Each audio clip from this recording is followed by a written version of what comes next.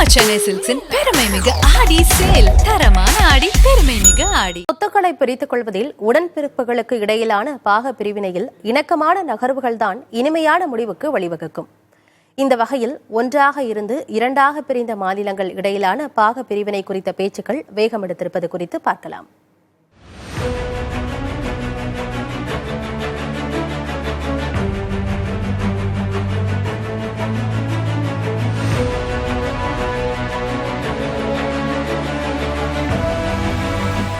அது 2014 ஜூன் 2ஆம் தேதி. நாட்டின் 29வது மாநிலமாக தெலங்கானா உதயமான நாள்.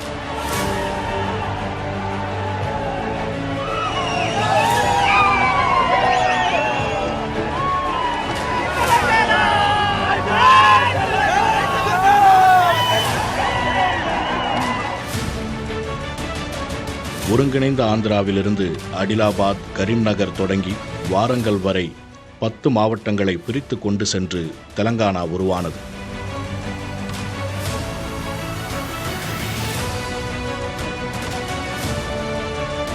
இரு மாநிலங்களுக்கும் 10 ஆண்டுகளுக்கு பொது தலைநகராக ஹைதராபாத் விளங்கும். அதன் பிறகு தெலங்கானாவுக்கு மட்டுமே தலைநகராக இருக்கும் என்று மாநில பிரிவினை மசோதா வரையறுத்தது.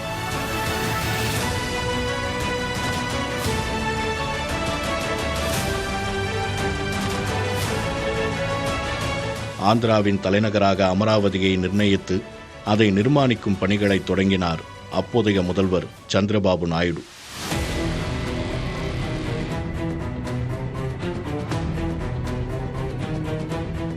(2019) ஆட்சி மாறியபோது அமராவதியை கைவிட்ட ஜெகன்மோகன் ரெட்டி 3 தலைநகரங்கள் என அறிவித்தது தனிக்கதை.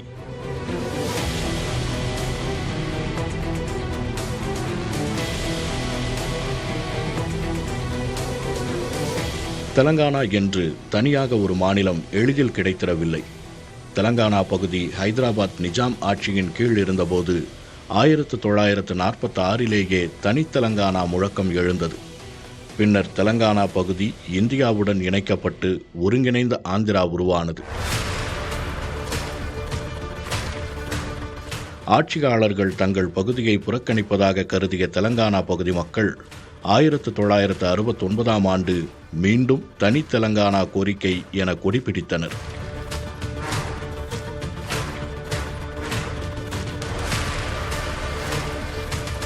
தெலுங்கு தேசம் கட்சியிலிருந்து விலகி தெலங்கானா ராஷ்டிரிய சமிதி கட்சியை தொடங்கிய சந்திரசேகர ராவ் தனி தெலங்கானா கோரி முழுவீச்சில் போராட்டங்களை முன்னெடுத்தார். 2009இல் சாகும் வரை உண்ணாவிரதம் இருந்தார்.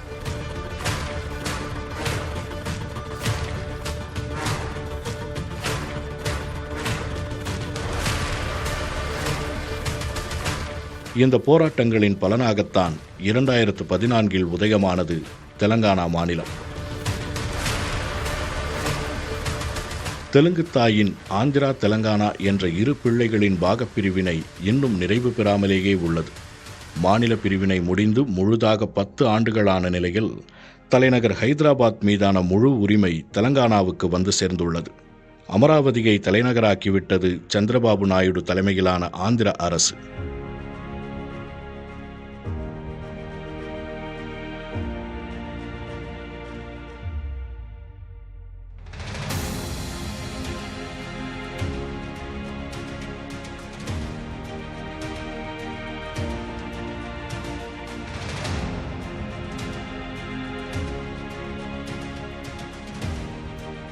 இரு மாநிலங்கள் இடையே சில்லேறு நீர் மின்சார பங்கீடு, அரசு ஊழியர்கள் பங்கீடு உள்ளிட்ட பிரச்சனைகள் ஓரளவு தீர்க்கப்பட்டது.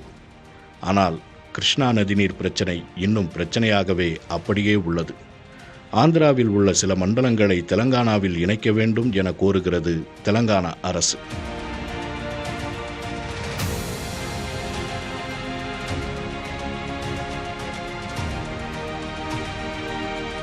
இப்படியான பிரச்சனைகளை முடிவுக்கு கொண்டு வர ஆந்திரா தெலங்கானாவில் முந்தைய முதலமைச்சர்களான ஜெகன்மோகன் ரெட்டி, சந்திரசேகர ராவ் காலத்தில் பேச்சுகள் தொடங்கினாலும் அவை தொடர்ந்து முன்னெடுக்கப்படவில்லை.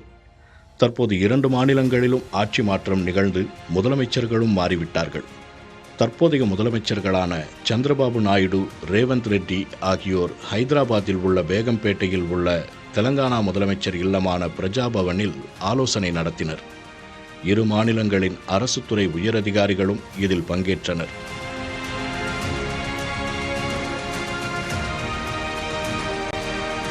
இந்த சந்திப்பும் பேச்சுவார்த்தைகளும் இனிதாக நடந்துள்ளதென மனம் திறந்துள்ளனர் இரு முதல்வர்களும்.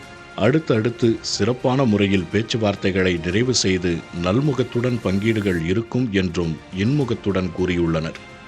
காங்கிரஸ் கட்சியைச் சேர்ந்த ரேவந்த் ரெட்டி, ஏற்கனவே காங்கிரஸில் களமாடியுள்ள சந்திரபாபு நாயுடு என இரு முதலமைச்சர்களுக்கும் மனம் ஒத்த சூழல் இருப்பதால் ஆந்திரா, தெலங்கானா மாநிலங்களின் பாகப்பிரிவினை இனிமையாக நிகழ்த்தப்பட்டு நிறைவு பெறும் என்று அக்கட தேசத்து மக்கள் நம்புகின்றனர்.